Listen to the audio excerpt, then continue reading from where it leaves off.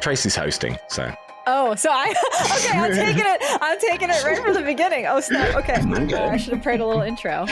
Hello, everybody, and welcome to our No Latency podcast Q&A. Woo! We got the whole cast here. Y'all finished season 1. How do you feel? I feel good. Relieved. Relieved. Sad. We worked on this story for a long time, and it's hard when something comes to an end. Always. Yeah. Well, how long did we work on it? Like, how long have we been doing this? We started broadcasting it on March 3rd, 2021, and we started recording it about 2 months prior to that. So a year and a half. Wow. Yes, more. Wow. So we have a lot of questions for all of you. By the way, hi, everybody. I'm Tracy, also known as Magtech, Miss Magtech. I've guested on the show quite a bit. Yeah. So if you might have seen me on the most recent Racing for Joy. So that was a lot of fun. But I'm here to talk to the cast and kind of take some of the questions that you all have submitted either on Patreon or other means of the internets and ask the cast about the season. So I'm going to go ahead and jump into it, and we will just go through all of these questions and just have a good chat. So let's start with, I really like this. I really like some of these submitted questions here. I'm going to start with this one from Aaron, who said, "What was the inspiration behind everyone's characters?" We'll start with the character talk. Who wants to go first? I'll go first. I had no idea. I don't know what happened, but I kind of let everybody else pick their class first. And what was left was like lawman and corpo, and there was no way I was going to be a lawman. So I don't know. I based her off of the woman who did the blood thing, but she tanked a whole company. Oh my god. Oh, yes. What's that? Sornos? Yes. Yes. Was that her name? Or is that the name of the company? No idea what you're talking about. But the story about the pill thing. The tiny amount of blood in the machine and it didn't work. Yes. Anyway, She's based off of that woman. I actually have no idea what you're talking about. So if you want to tell me more about I'll pull it up. I'll pull it up. We'll come back to that inspiration in a second, I guess. Well, my inspiration, I think, is pretty clear. It's a cowboy. And I did a very similar thing to Jade, which was, wait until everyone else did their thing and then be like, hey, what do we got left? And I saw Nomad, and I think I think it's fun to take something that's not normally in the genre and kind of force its way into the genre, just beat the living hell out of it until it works in the genre that you're in. And yeah, having a fun, gunslinging cowboy in a cyberpunk city, I think is fun and kind of plays against type. And I already knew that I was going to be the butt of the joke. I always knew I was going to be the comic relief, the less serious of the group. I already knew that was going to be my shtick. And then to just add that on with gunslinging cowboy just seemed like a fun time. And so far it has been. Yeah, I was into a lot of Japanese research at the time. I was playing a lot of Ghost of Tsushima. And so the main guy from that, I think, was my inspiration, wanting to be sort of like a street samurai, working for Arasaka, wielding a sword, going around, killing people. And that was kind of what I was about. So, yeah. That was me. So you were like, what if Ghost of Tsushima in Cyberpunk? And I was like, what if Red Dead Redemption 2 in Cyberpunk? Yeah, basically.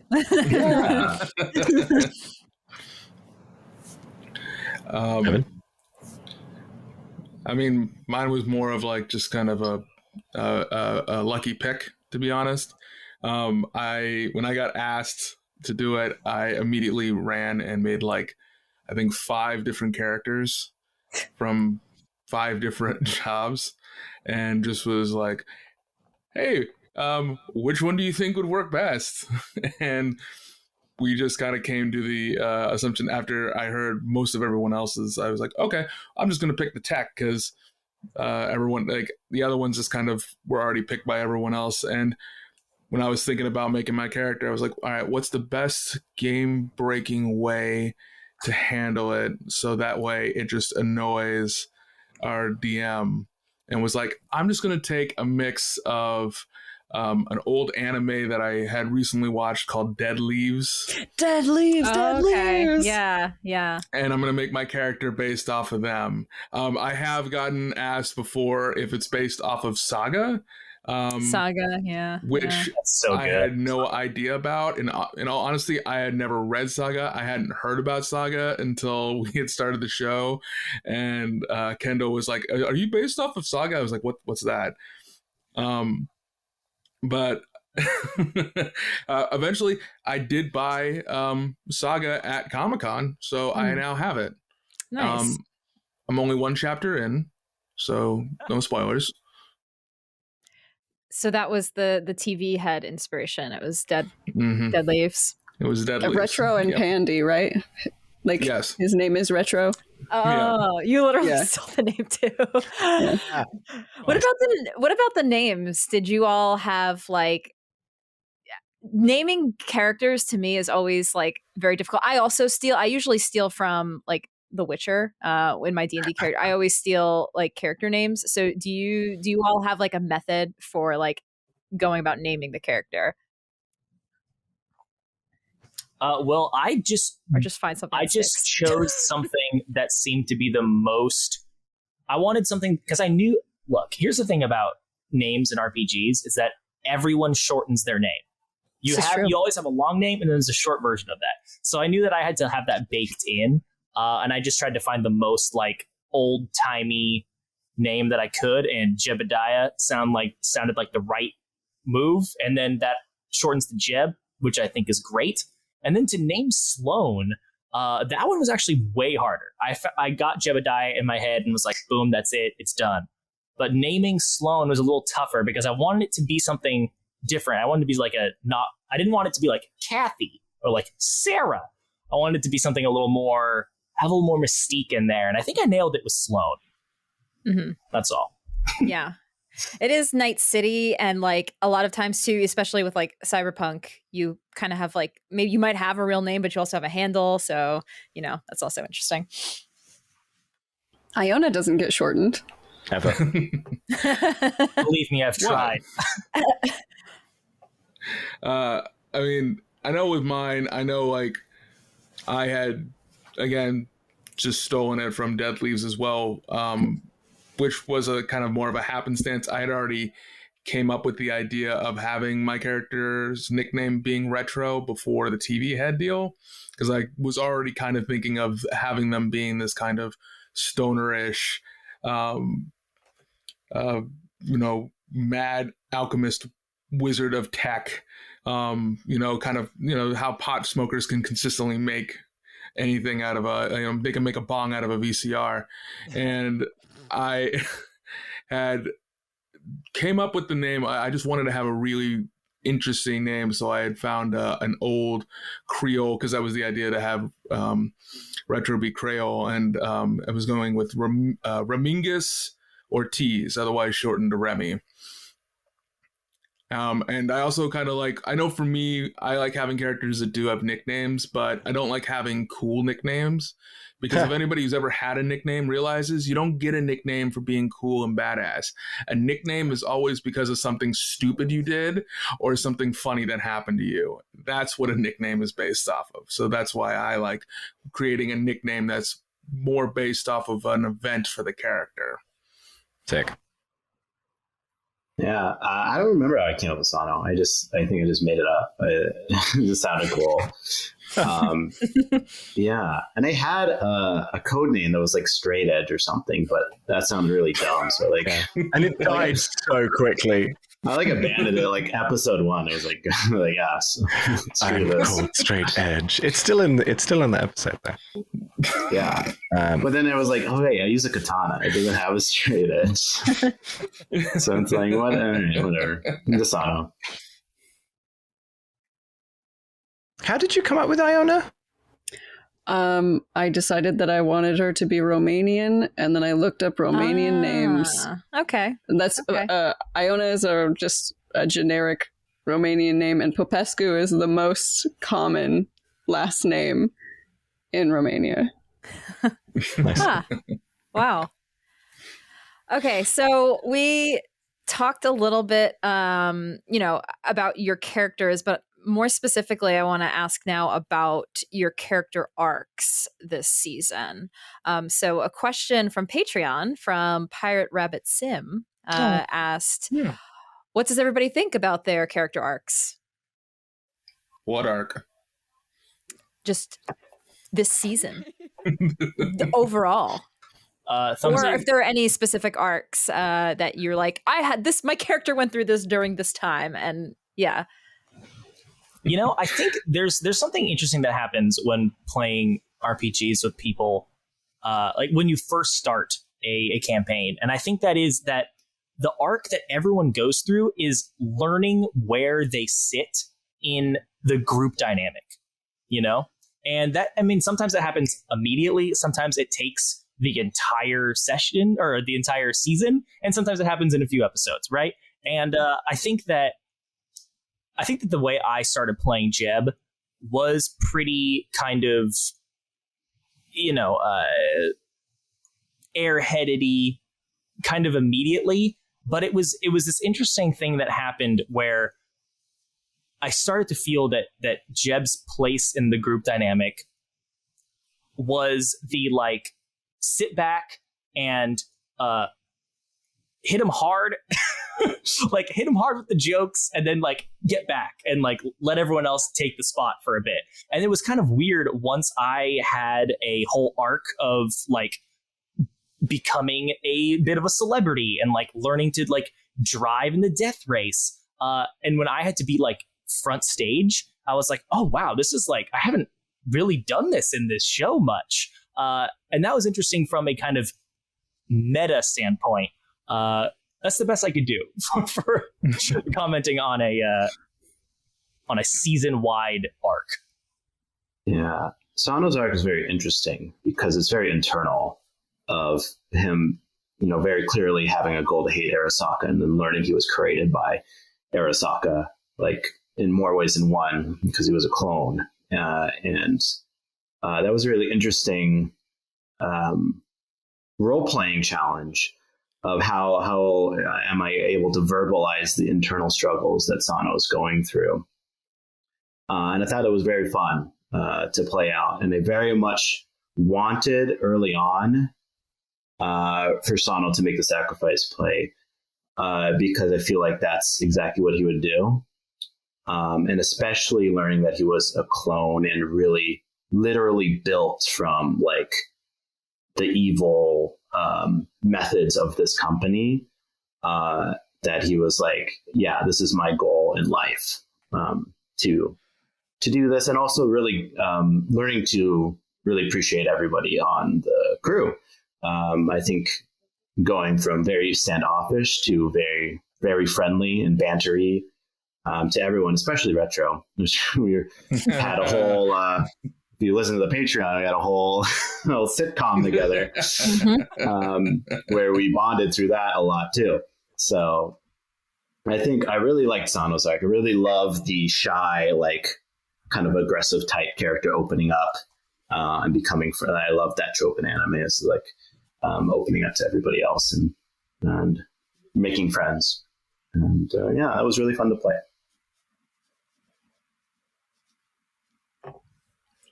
Anybody else have a arc journey? Well, I mean, I know for Remy, I don't think really had much of like an arc within our first season, mainly because I think I was still trying to figure what Remy's wants and needs were, as well as I feel like kind of creating more of a bonds with the rest of the characters. I mean, I know that I think I've maybe created some arc stuff with Iona as we've had our reactions for certain things.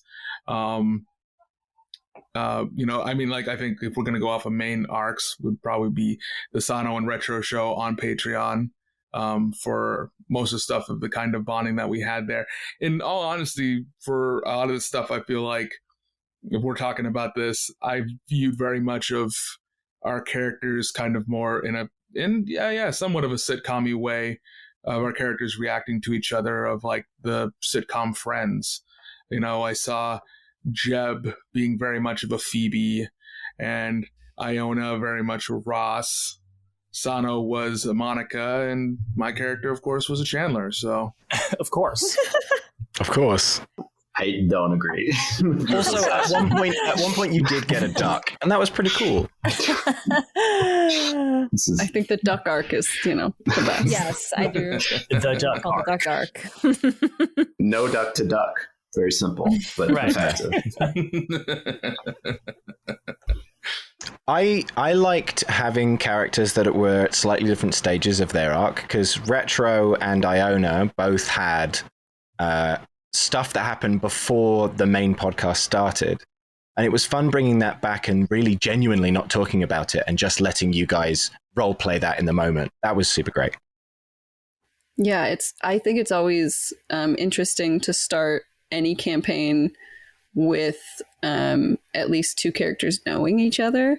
So the fact that we had actual like live play experience where we met each other, that is recorded and available somewhere. I don't know where.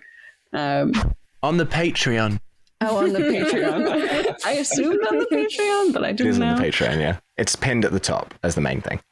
But yeah, it built an interesting relationship, especially because Remy and Iona are two very, very different people. So since it was brought up by both Sano and Retro, I figured I will ask this next question from Supersonic Mike. So the Sano and Retro show, what was the inspiration for it? And I guess for you, Binary, and for the cast, will we see something like this and more side quests for season 2? Yeah, I really loved the idea once we started playing and realized, oh, we are kind of opposites of each other. You are heavy tech, and I am heavy not tech and despised tech. And the same thing with like Jeb and Iona. It's just like the outside dirty environment, like inside clean corpo. Like all of us are like complete opposites. And so I thought it would be funny to be roommates with Remy and to have that bond us. And also the Sano and Retro show is just kind of a runoff gag. It's like, okay, what would they talk about? And pretty so much. We literally just did improv sessions together where we did like an hour of improv takes of us as our characters doing that. And that was fun. That was really great. And then they sent it to me, and like half of them they haven't heard. No, yeah. There's a bunch of uncut footage out there for sure. Yeah. Just like bits that just do not make it out there. Yeah, there's a few more to come in September. There's like 1 or 2 episodes left. It's based off you two are, because we said something about you two being an odd couple, and then we were like, oh, the odd couple, right? You gotta do it. Yeah, and I add a live studio audience sound effect, so there's like laughter and clapping and all of that kind of stuff. Yeah. That was I think really that's the part that makes me laugh the most when I've gone back to re-listen to them. Because for sure, every time, whenever we're recording, we're both. I think there's points where we're just kind of like hold for laughter. I think it's sometimes of like, do we think this actual joke landed or not?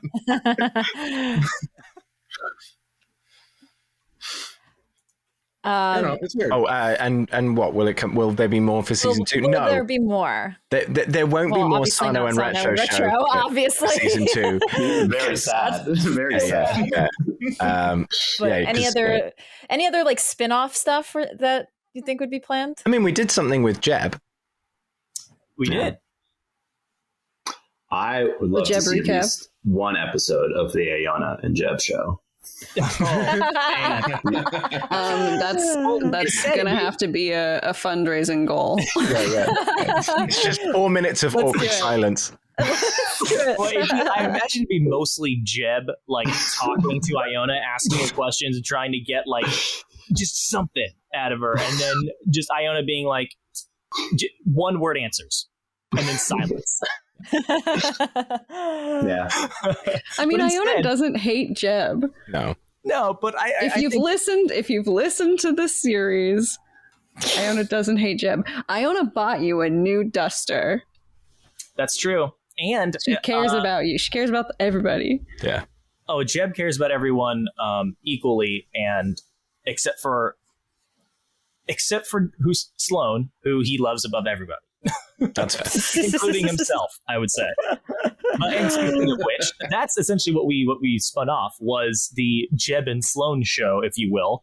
But we're calling it the Jeb Diaries, and it's Jeb No Latency Tales is what actually it ended up being. The Jeb No Latency Tales. I had this great idea of calling it Sloan Liloquies.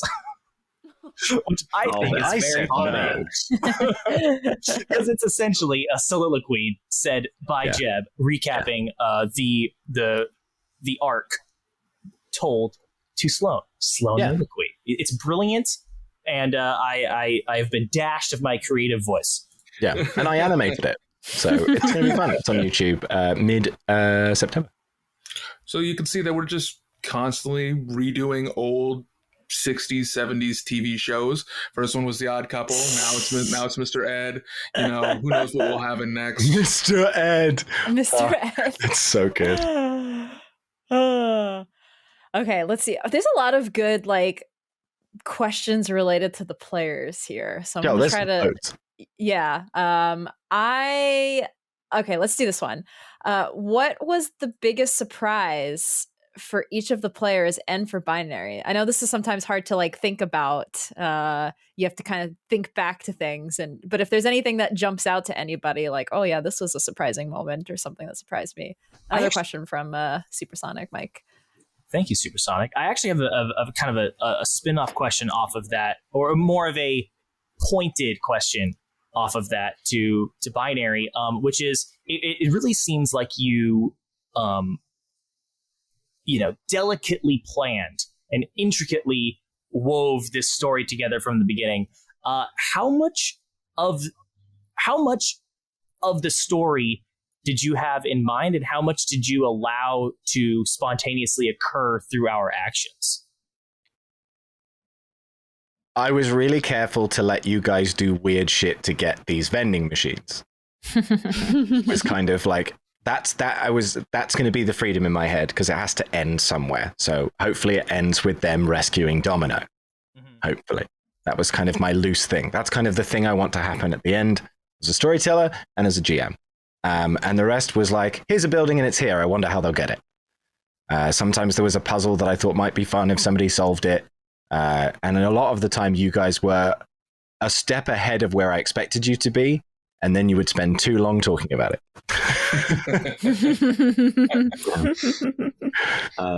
Big surprise, I'm a clone. That was a big one. That was huge. I totally did not see that coming. That blew me away. That was for sure. That's my answer. I think that was really probably fun. My favorite part, though, is as I pulled it's not Total Recall, it's the other movie where the with the eyeball thing. Sixth Day? No. I think it's the Sixth Day. Blade Runner? It's Sixth Day, I think. Because you can tell if you call them, they have thoughts about how deep in the clone they are. And I just mentioned that offhand, and Binary ran with it. And, Yeah. During the recording, I was like Googling what A1 was in binary code so I could have the correct binary code under his eye and stuff. It was fun. We did that a lot for season 1, where someone, players or me, would come up with a good idea, be like, oh, no, let's go back. That should be part of this. And we've totally just retconned stuff because it's just more fun. there's two in my mind for sure that I think were like the big reveals that caught me. The first one was this binary code that we get in these messages. Oh, yeah. We've been playing for at least half the year so far, maybe 2/3, and hadn't really we kind of saw it at the bottom, but didn't really notice it. We just thought it was more of an aesthetic. And at one point, there was like a bunch of messages that got thrown at us, and I was kind of reading them all over to make sure I got everything written down in my notes, and I started noticing that the binary in them were not the same. So then, while in the middle of a session, while we're recording and while we're playing, I've muted my mic and I just start typing furiously typing because I can't copy and paste it because it's a picture file, and I'm just like, oh, this is starting to say something here. And I can't remember exactly which episode that was that it ended up coming out with. But yeah, I think there was like a whole big bit where I was just like, someone did try talking to me at one point, and I think it might have got cut out. And I was like, shh, quiet. I'm trying to actually break this binary code and put in there. Everyone else kept doing their thing while I was trying to do that. The second one, for a surprise, even though the biggest surprise I got was that one, the second one, which was my favorite, because I absolutely had no idea it was going to happen and I don't think anybody did, but the improv was the couch at Steve Mansion. Because you're welcome for that. Yeah. That's in the blooper reel, by the way. So keep going. I was just trying to be my character and being kind of a klepto. I'm the kind of person as a gamer who ravages through everything to get all the items to put in the bag, right? So I was like, oh, there's a couch. I'm sure there's like a couple of Eddies that are probably falling in there. And of course, when we split the group, what happens? We get a nice improv between Iona and Sano of what terrible things that have now happened to this couch, and now they've all become canon. And I can't do anything. I just have to sit back and react to it now because of it. That one's my favorite because that one genuinely caught me by surprise. And in all honesty, was extremely funny because, again, I couldn't do anything about it. I think it's probably one of my favorite bits on the show is that even though it is for sure gross. Bullying. It's also gross. It's for sure bullying. Very, very bullying. What about you, Binary? Did you have any surprise moments as a GM? I have my favorite moments that I have watched these people enjoy. And honestly, one of my favorites was when Iona found Dash in Space Station X. Sorry, not Space Station, in Station X. It is so exciting to be like, hey, I've got kind of a skeleton of a story. Will you add the meat? As a GM, this is kind of like, here, do something with it that's fun that I don't expect, so it'll be fun. And sorry, go ahead. I know, Jade just knocked it out of the park. If you don't know who Dash is from the original one shot. Was not a part of the Iona's campaign. first assistant. Yeah. Oh, wow. Yeah, that was my first assistant who was sacrificed. But even without context of that, you still get from the episode and from that moment that this person is important, and that like previous circumstances doesn't need someone to sort of stand there and give exposition. It came out in the story and the way that moment happened. It was just really fun. And it was really fun to edit too. It was one of those moments that I edited and cried at the same time. Aw, really good. That's awesome. That was one of my favorites. And then I suppose that's one of them. And then the other one was when Evan found the binary code, but also found it while we weren't recording and waiting for something to download. And I came out like, shut the fuck up. That's great. So, Kendall, this question is for you since you brought it up in this past question about surprises. Supersonic also asked, did Kendall decide Sano as a clone at the beginning, or did that come up organically, or was that like just something that was a surprise? No, yeah, it was a big surprise. Wow. Binary asked me, there is something I want to do that might change your backstory. Are you cool with it? I was like, yeah, I'm super cool with it. I love anything like that. That like makes me rethink. Cool. Yeah, I'm super cool. Makes me rethink how you view your reality. I think anytime that affects a character, it's always interesting because it's automatically dramatic. So yeah, I love that. And I knew something was coming, but I didn't know it was clone. And when it came up, I was like, that's cool. Yeah, that was fun. Yeah. And for the record, we knew Kendall was going to die. All of us did. But the thing with the clone and all of his story being involved, like I said to Kendall, what can I do? And Kendall said something along the lines of, do whatever you want, which is a dangerous thing to say to a GM. But he is also a very good GM, for the record. So he knew what he was getting into. And I had a lot of fun playing with your history and like weaving it a bit deeper into the story. It was fun. Thank you. Yeah. I like that. It's nice, like when there's that I would say, I guess, like even like the trust where it's like, okay, I leave it in your hands and tell the story. And that's one of my favorite things about like tabletop role playing and telling a good story together is when you can entrust that and do that collaborative storytelling. So it's pretty cool. I really like that. So I'm going through most of like these deeper player questions, and then we can kind of move into some different questions. But another question for all of the players and even the GM, anything you'd want to do differently if you could do it again in this season. And this question comes from Swirly Ink. So is there anything this past season that you think you would do differently if you could do it again? It's a deep one. I like it. Deep player question. Probably not spit moonshine into a fireball.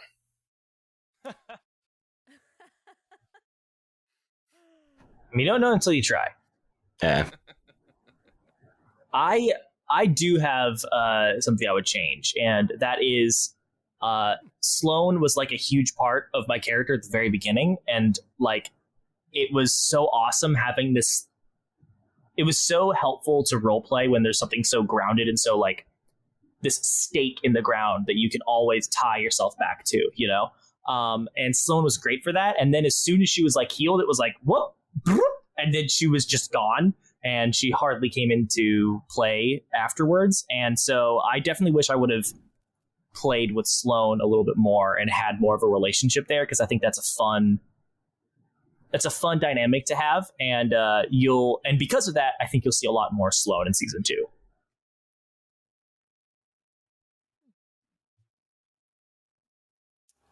I wish that I had rolled more sanitizer checks. I like it again, it was a part of my character that we established and then didn't really use. So that we used it a lot later in the season. And from the recordings of the beginning of this season, we have already started incorporating it a lot more. It was such a fun homebrew thing to put together. And we've had a lot of fun with like random homebrew things we just want to make up and add. Yeah. Yeah, I think I wish I interacted with Vendel more. I think there was a relationship that was building there. That Aww. I don't know. I feel like I could have played more into that, and we could have had more conversations. But I don't know. I think the character too was a bit afraid to do that because he kind of knew he wanted to make a sacrifice play, so he was kind of keeping away purposefully too. So I don't know if I changed that, but maybe find more places where that could more organically happen. I don't know. Makes sense. Anything for Remy? Well, not really. I don't think there's really anything that I would want to change. It's perfect. No regrets. No regrets. No regrets. Most of the time when everyone usually thinks about making changes is because, something didn't go your way and you kind of wanted more than likely a better reaction to it. For me, playing in this game, there were a lot of things that definitely did not go my way, or things that went a lot of our ways. But I don't want to change anything, because even though there were some definitely difficult and tense times while playing, this is one of the times in playing with the group where in a very quick time, and I think comparably for playing wise, I realized that our styles and our trust in each other was exemplary. I can't even say it right now. I'm so overcome with emotion with it. I don't know. I think there's times where people playing wise is like things that you want to do or things with your character. And I know that there's very much this is what my character would do. But I think a lot of times within the game that nobody ever stopped anybody from making a character choice with their character, or put them really down for the choices that they did with their character. And I think everybody had trust within that. We're not purposely trying to ruin the game or hurt each other or anything like that, and still be able to have moments of tense emotion or anger or just anything that's just well above a comfort level, but trust within our style of playing and within our style of improv and recording that we're not hurting each other. We all know and trust each other that this is just the game, the show, the story that we're telling, and that we can suffer whatever little small indignities or big indignities that we can. After a while, we can go back and still be friends afterwards. So, no, I don't think there's anything I would want to change. I fully accept everything that's bad that's happened, because that's who we become now. To sum it up, no regrets. Yeah, no regrets, basically. Which Ambreezy asked a similar question to this, where has anyone ever made a decision? Has anyone ever made a decision or role that they regretted? It's hard to think. That's hard to recall. My favorite decisions are the ones that screw things up. I love it. I love being the one that's like, I'm going to make a stupid decision, because impulse decisions are great. Either it works out and it's great, or it fails horribly, and that just makes for an even better story. Like, it's boring just to see everyone, like, it's funny because, you roll and you're like, oh, hooray, 37 on this hand sanitizer roll. Hooray, it's green on the screen. But like, it's so much more fun when shit goes awry, and like and you're like just in deeper shit now, and the problem is just compounding on itself, and you have to rack your brain to figure out some way to get out of it. That's that story. I don't know. I regret in Station 19 like turning on Remy so much. It really marred our relationship, and I as a player did not understand what like Evan was doing as a character, and it kind of fucked up the whole relationship. And now it's really interesting because we have a relationship based off of that. But at the time, I was like, God damn it, I wish that I were smarter. I wish I had understood what you were doing.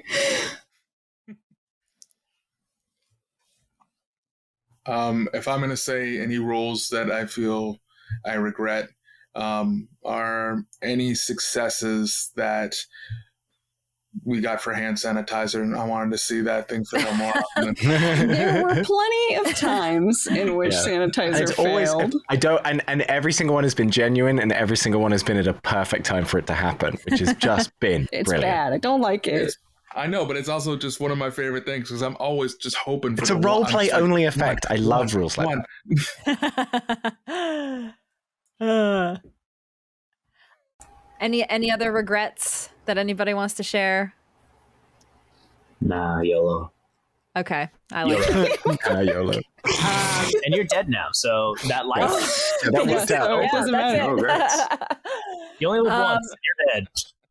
Okay, so I'm going to switch it up and start talking about some like more show questions, and then we'll go to some sad Sano questions, and then we'll do some fun general questions. So let's change it up and talk about like the show itself and the system, because there's quite a few questions about that.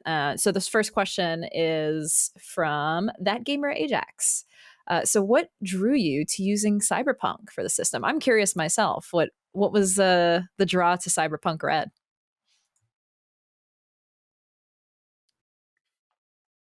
I wanted to play it. Okay. I wanted to play. I did. I was like, I want to play it. And Did the players also like, or was it more like you binary, like, we're doing Cyberpunk-red? Kind of. I got invited to be on Save the D8 by Evan. By Jade, and then Evan and I started chatting. He was like, "Oh, hey, do you want to do a one shot for their Patreon?" And I was like, "Yeah, sure." And I was like, "You want to do D&D?" And he was like, "Nah." "Do you want to do Cyberpunk-red?" And I was like, "Yeah." And so we did it, and it was really fun. And then after that, I was like, I really enjoyed editing it. It's very long. It's on the Patreon, but I really enjoyed editing it. And then I was like, I kind of want to keep doing it. And I asked some of the players, and most of them said yes. And the other one was like, "Hey, I'm just too busy." And I was like, "Okay, peace, have fun. Thank you for being part of this." And then we brought Spoon and Kendall on, and then we made a show, and it was fun. We sure. But the system itself, I liked. I started reading about because of the video game, and I'm not embarrassed about that. And so you all started No Latency. What do you remember the this is very specific, the month and year? Because I remember when Cyberpunk-red first launched, and I'm wondering how long after. We were technically playing the Jumpstart kit, so late January of 2021. 2021. Okay, yeah. Oh, no, actually. So it came late out 2020, very late 2020. Yes, actually, it came out in late 2020. Yeah. So you guys probably started like right just before Christmas. We started actually. I was going to say November, December is when we started. Yeah. So you guys were there like right in the beginning for a while. Yeah. Yeah, right in the beginning when Cyberpunk-red just was getting very popular. So that's pretty cool. So I know you've said that it binary that takes a very long time to go through these, and this is another question I'm kind of curious about. How long does it take to edit the episodes from Ambry Z? And do you have a favorite sound effect that you use? Because you all use a lot of we use so many. Yeah. So I thought I had an answer for my favorite sound effect, but I actually realized what my favorite sound effect is, which I'll answer secondly. It takes me, when I first started doing this, it took me about 14 hours to edit an episode. It doesn't take nearly that long anymore. It takes about 6 to 8, depending on if it's a really heavy episode. And I usually break that up into about 2 sessions. And my favorite sound effect, I was going to say, there's this like crash clang noise that I use a lot, and I kind of like slow it down and speed it up. But actually, it's the drop hit. Bam, bam. It's the musical drop hit that we have at the beginning, at the end of every episode. Yeah, it's just like pretty, it's pretty good. Mm-hmm. And it's very distinctive, and I really, really like it. That's the one thing. It's funny because like when we were at Comic-Con at the panel, and you played, which you can now look at it on YouTube. You can and you played more of the song than normal, because like we all hear the like the whole intro, right, and then the pop, pop, and then it like keeps going, and you're like, there's more to the song. The song's like 4 minutes long. It is a pop. I feel like it totally changes like tone. It's really weird. It is. It's like kind of like it's so funny, right? And then it goes and it gets crazy. Anyway, who did it? Who did that song? Because it's available on iTunes, and I'll put the name of the band in the comments of this video and the show notes. I just want to look it up. Shout out to them. It's a banger. Yeah. Just to say, my favorite sound effects is whenever I make a sound effect and then Binary uses it in the show. Those are always my favorite. Like when Jeb hits the show off button on that thing that's broken. In the show, it's like this horrible grindy noise, but it's actually Jade going, "Ra-ba-ba-ba-ba! Ra-ba-ba-ba-ba-ba!" Oh my gosh, that's so great. Yeah. I love that.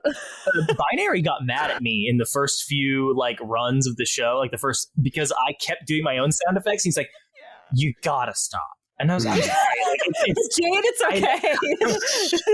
They can make all the sound. No, it's become a trope now, so we just lean in. Like Jeb, no more. Spoon, no more. The song is called "Grit and Chips" by T-Shirts and Sweats. There it is. Cool. Oh, I'll have to listen to it. So Binary, when you like, I have to ask, this is a Tracy question. Do you like, honestly, editing podcasts is like such a task, and do you like set aside time, like do you schedule in your calendar every week, like this is my time, and do you like force yourself to do it? Because I mean, you all are like very scheduled, and it's like you will release the episodes, so it's like, do you like that? To me, that requires a lot of discipline. Yes. So I'm just curious for you, like how you do it. Like you make sure, like every Sunday I'm doing this, and that's it. Yeah, I find a time before. We've now built up a decent backlog, which has been really nice because I can like spend a bit more time editing, and so I make sure I get one done a week, and that keeps me ahead. Yeah. I'm pretty proud that we have always had an episode come out on Wednesday, whether it's a side quest, a blooper reel, or a regular episode. We've always had something come out. And unfortunately, you really need to do that for like algorithms and stuff. Yes. It's consistency is hard.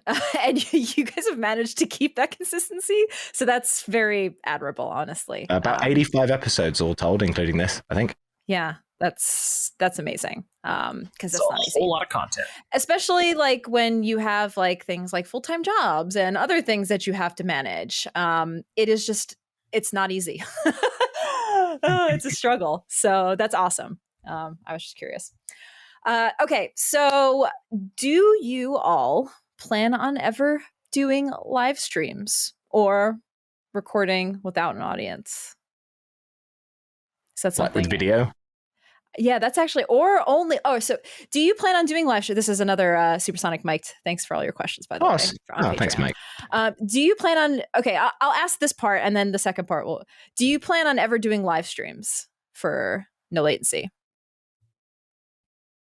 I don't know. I mean, we did a live panel. This is true. The answer that was a lot of fun.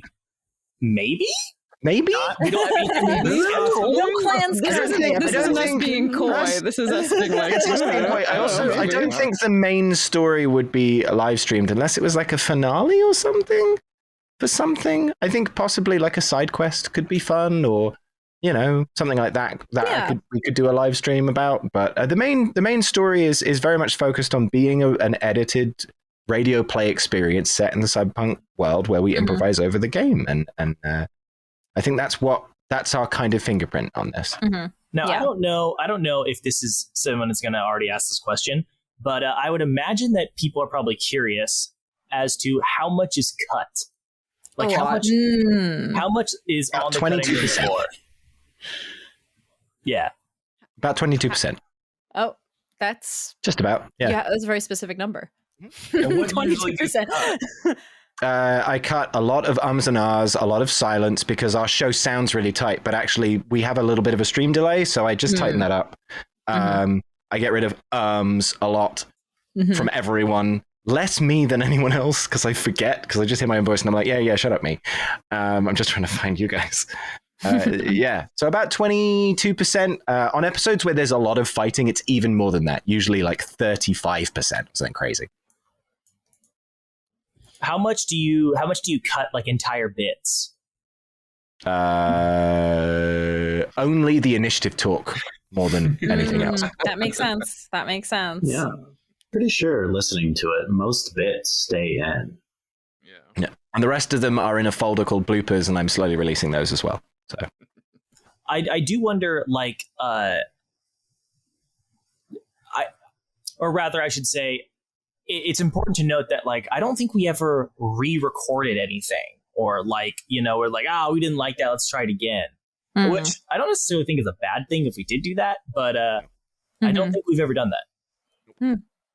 No, it's good for like just general like what it's like to because for me myself, I mean, I've never besides this done a podcast actual play tabletop, so it is interesting. And like if there's ever issues, it's like, well, do we just go back and do the redo the episode, or it's like no, like that's good that, you know, you guys just we've gone back on tiny moments where it was like, oh, actually no, this is no, let's have this character be here, and I was like, oh yeah, great, and we've done that. Like, oh, sorry, I fumbled up that line. Yeah, we've done that too. Yeah. Which you can do. You have a lot more leeway to do that when you're pre-recording stuff. You can go back if you need to. We can't do this live. We'd look like assholes.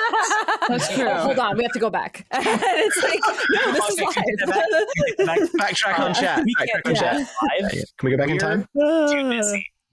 Yeah, that's true. So live streams probably, maybe, but it seems like recording for a special occasion. Yeah. So another general question: do you use a VTT, virtual tabletop, during the gameplay?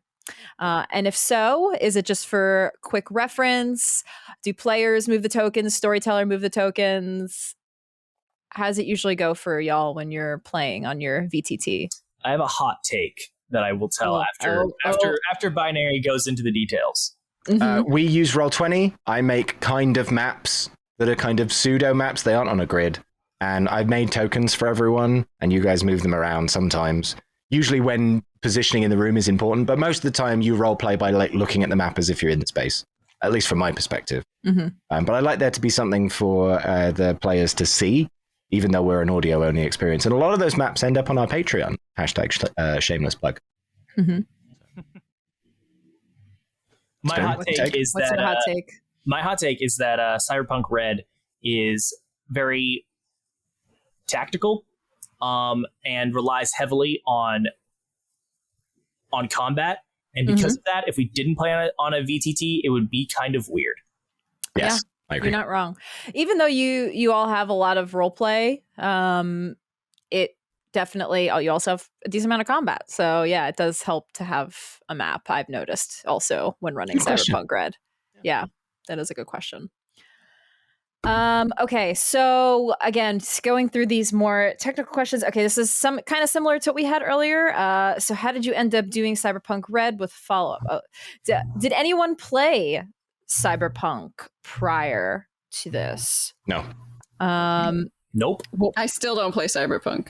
Okay. Jade has never played Cyberpunk in their life. Never. So never. Before the one shot, I hadn't GM'd at this length really at all. Okay. And what was the first non-D&D Pathfinder tabletop that everybody's played? It's a good question.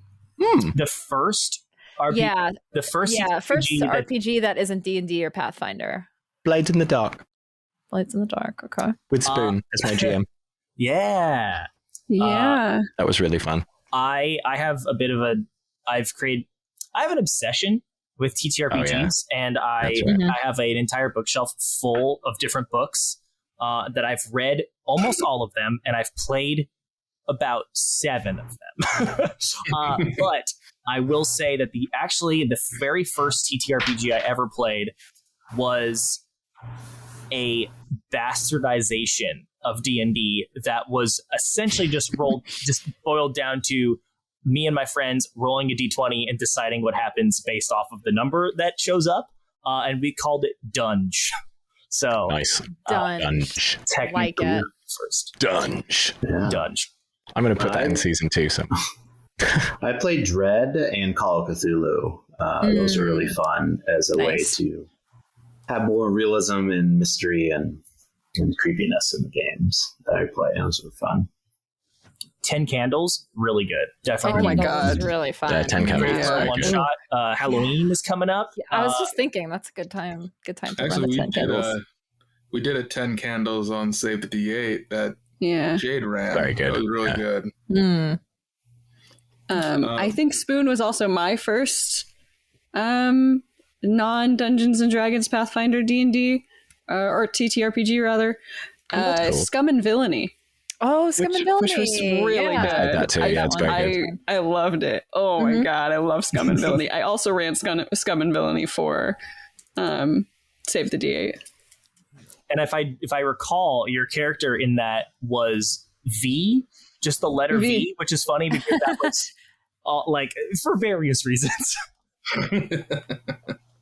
Because of how much, like, you know, Cyberpunk and V. The and Cyberpunk game. protagonist. Also, Miss Magitech's character on this side quest. Which I didn't realize that I actually hadn't put that together because her full name is Vivian, and then I just was like Vivi, and then I realized that that's also the Cyberpunk protagonist.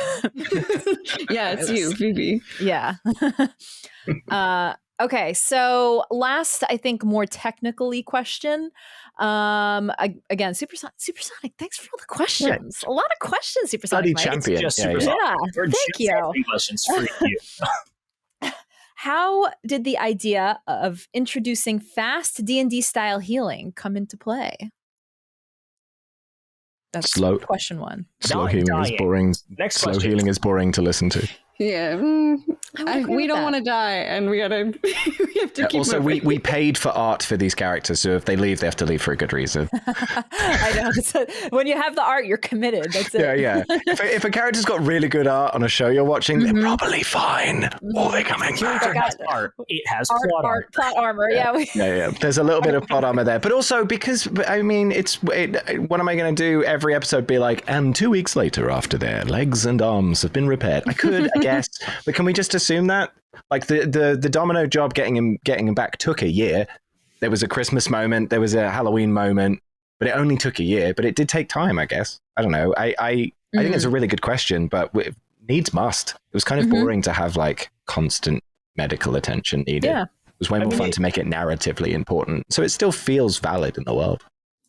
Yeah, I think it also just subtly changes the aesthetic, the vibe, the tone of the show, where like, we could do it where it takes a few weeks to like a more realistic, gritty approach, and that would totally change the tone, where I think the tone that we have now is a lot more jovial, and like it's almost like you're watching an anime, right, where it's like heightened and fun. So okay, so now we're gonna jump into some fun lightning round questions. Okay, and Patreon question from Pirate Rabbit Sim: what's everyone's favorite vending machine location? The one at the bar.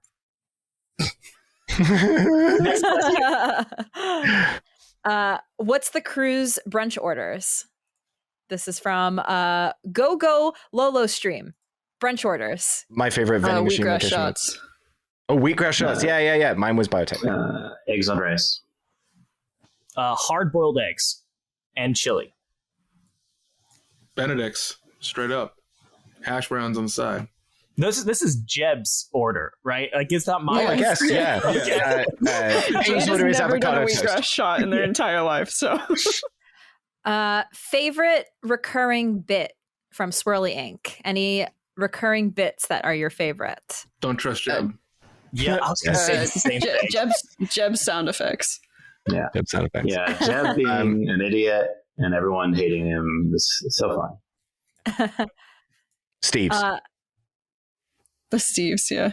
Steve's are good. DeCiclus asks, what are some of your favorite quotes? Any quotes? I like that there's always a one line, like some sort of great Roll for bureaucracy. Okay. There you go. Yeah, it's a very good one. That's one of my faves. Don't trust Jeb. Don't trust Jeb. And do not get Arasaka Prime. Yes. That was I feel like all of our buttons are pretty gold. So yeah, we work really hard on our buttons. It's kind of silly. I mean, okay, hold on. Don't listen to him. We do not work very hard on our buttons. They just happen, and sometimes they're good, and sometimes we have to do a few different. My cast is fantastic. Don't listen to Spoon. How much money do y'all have at the end of the season? Ooh. Like 0. Jeb doesn't know how much money he has. He just knows that he has more money than he normally does. I've lost money since then. No. I can't. But like 15,000 eddies. I can't unfortunately tell because I have quite a bit of funds in the stock market and in some original bonds. So yeah, Funny. It's all kind of tied up right now. Sad Sano question. R.I.P. Sano, says Gogolo Stream. Does he have a drink named after him at the bar? If so, what's in it? It's the straight edge. Yeah, it's the straight edge. And I think That's it's hot. amazing. I think it's hot sake. That's the main spirit. That sounds good. What do you think? What do you think, Kendall? Good. Would you add anything to that? No, that sounds right. Yeah, maybe some mint. Mint. I don't know. It has to be a cocktail, right? I don't know. Spiced hot tea. Oh, so like a shot of, so like a splash of Tabasco in it. Yeah, something like that. Bronx Disgusting. Smash. Has Remy thought of a new brain case, a little less bulky and modern? Oh, I kind of like that. What? No. Like a MacBook Air? MacBook Air. Glad this conversation. Like, this is Remy's identity. Like Remy, like imagine Remy's had this head since Remy was a teenager. So like to Remy, that's Remy's identity. Yeah. Why would I ever want to get rid of it? Does Iona know if Jeb will ever get over his cannibalism with body fuel testing? Wait, what? Is Have you not listened to season 1? Tracy? Yeah. Body fuel bite testing. That was right. Yeah. Jeb is not a cannibal by choice. Let's put it that way. He does sometimes still get it's hungry. always The a choice. effects do not go away. Not true. Jeb chose to do something. Chose to take an experimental drug, and that turned him into a unwilling cannibal. That was not cannibal. Yeah. Yeah. You'll be fine. You'll be fine. It should fade. Look, It should. It will fade eventually, kind of. I don't know. Just get that. We haven't gotten that far yet. This last question from Bronx Smash, I like. I don't know. We'll see. Will Binary Dragon call me his little cowpoke in Vandal's voice if we meet in person? Sure. Sure. Okay. One last question. Well, we'll do like 2 more questions. So this, again, more in honor of Sano. Any favorite memories for Sano? Yes. Rapid fire Sano memories. There was it's like the first time that Sano and Iona are alone, and we're having a conversation, like really close, face to face, sitting down in chairs in like the upstairs of No Latency, and we're just talking about taking down Arasaka. And I think that I really took Sano by surprise by, letting him know that I was on his side, even though I'm a blood-sucking corpo. And that, like, it was just so beautiful. And it's my favorite moment with Sano. Mine too. With you two, I mean. I have a couple. Most of them are usually in the Sano and Retro show, which I don't know if all of them have been released, so I don't want to let the surprise loose. But I think my favorite one, again, was in the very beginning when, because me and Kendall have been friends for quite a while, since college. And we kind of had discussed that Kendall's character was going to be technophobic and did not like me because of my television head. Right. And when we were in the van and just snarking on each other on the dumbest things, there was a literal point internally when we were playing of like, I hope he's not really mad at me. Because this feels was a point where I was like, I really thought that Kendall could have been very, very mad at me. Oh yeah, it was fun to bicker. Lots of bickering. That's fun. So last question, very last. Now that we're just about at the hour mark for our little Q&A. So the last question I'll ask is, now that Sano is gone, R.I.P. Sano. Rip Sano. What are you all going to do for a new player, or what's the next steps? Oh shit. I don't know. You want to do it? Me? You know what? You're in. Let's You're go. Dab, I'm in. Oh my god. That's how you get it to be in a cyberpunk game, y'all. What have we done? Tracy, do you want to do a quick announcement before we fade out? Yes. Thank you, everybody, for these awesome questions. I almost got through all of them in an hour. Yeah, So well thank done, you. yeah. So many great questions. We'll be back for season 2, and maybe I'll be joining this crew. Maybe, yes, I am. There's, I'm yeah, join. you've already recorded it. Surprise! Yeah. We I'm already joining the crew. recorded. Yeah, come on. Yeah. In a cool secret. Yeah. So, I'm looking season 2 forward to it. starts October 5th. Yay! Be there. Let's go! There you go. I'll listen. Cool. You're still here. Thanks, Kendall. Here. Thank you, Tracy, for hosting. Thank you for joining us on our Thank adventures. We you. continue, and we loved working with you, Kendall. You're great. Thank you for bringing Sano to our story. Clap, clap, clap, clap, clap, clap. Yeah, thanks for having me. Super fun. All right. Should we all just awkwardly wave goodbye to our cameras for a bit? Yeah. Bye. Bye. Bye, everybody.